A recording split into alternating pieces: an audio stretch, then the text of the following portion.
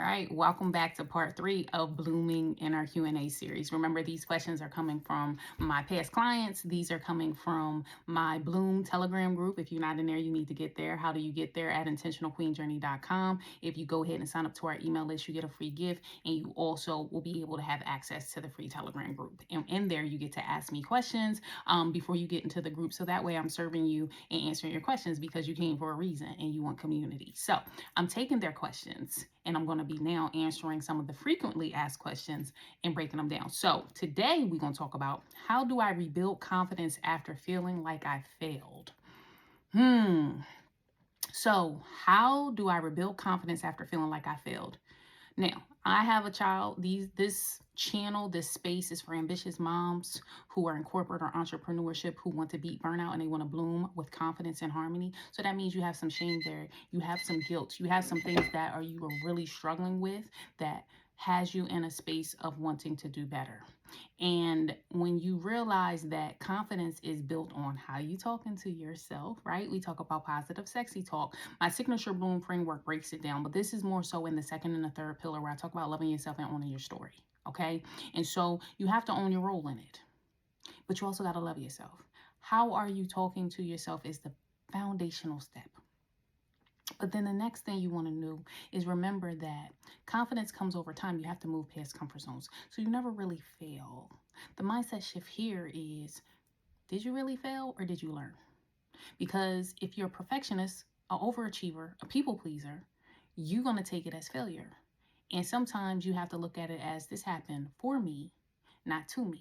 See, that's victim manhood, right? And the book is called I Choose Me, The Intentional Guide to Never Losing Yourself Again. I break it down in sections from caterpillar to cocoon work to butterfly. And why I do that is, it is in that beginning stage of your mindset in your frontal cortex, which is your logical brain, but your back of your brain talks about your emotional side. So the emotions in you is, I failed. But when we logically think it through, is, how can I pivot from this space? How can I do better? Is this really valid? Remember, feelings are fleeting. So you may feel like this now, but this might not be your true reality. We should sit in feelings, but we should also come up with actionable steps to come up out of the mud. And so I don't believe that you have failed. And we build confidence by having vulnerability. Right? And so, Queen, I challenge you. Thank you for putting in that question, because vulnerability is very hard for a perfectionist.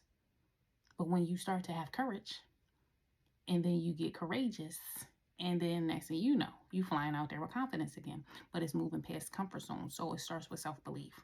So we have the Unleashing Confidence Playbook. All those things are in our Burnout to Harmony bundle that is on my store. You can get that. That's for $47, and it gives you something quick and tangible. But back to the Queen. How do I rebuild confidence after healing? You have to remember, your comeback could be even greater. And what they say about Thomas Edison, he fell thousands upon thousands of times. But listen, we got light bulbs, we got lights. And this will help you keep going with momentum, because over time you will recognize that it is in the blessings and your greatest messy, and vulnerability is messy. Let's just start there. I have a whole podcast, Intentional Queen podcast, called Vulnerability is Messy. It's a whole thing. But once you kind of get in there and figure out what's going on, the blooming of it, right? And just even, let's talk about rose bushes, because I think this is going to be so good for someone. You have to prune it back. Sometimes we want to stare at the pretty so long, but for the next season, it won't come back if you don't prune it back. And sometimes when you prune that thing back, it'll look barren, okay?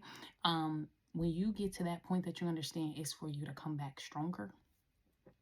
If you don't know my story, I beat burnout twice. I've almost had a stroke. I've had work injury. I'm now on a chosen sabbatical from stepping away from doing nurse anesthesiology to serve my crowd and serve my target audience, right? Because one thing I tell you about in the Ruth and Boaz concept, you have to get in position. And right now I'm in a space of refinement, but I'm in position for the women that need me. And I know they need me because they come in here and we're answering their questions. And maybe this is a woman that you know, or maybe you the woman. I want you to know I see you. And that's part of the thing when you feel like you failed, is because you don't feel like you were seen. So I see you. So I'm Coach Janine. I'm a certified life coach and confidence coach. I'm also a self-love expert. Listen, we can go on and on and on and on, but I'm just so grateful that you're here, and I want you to join us for the next part. Okay? Bye-bye.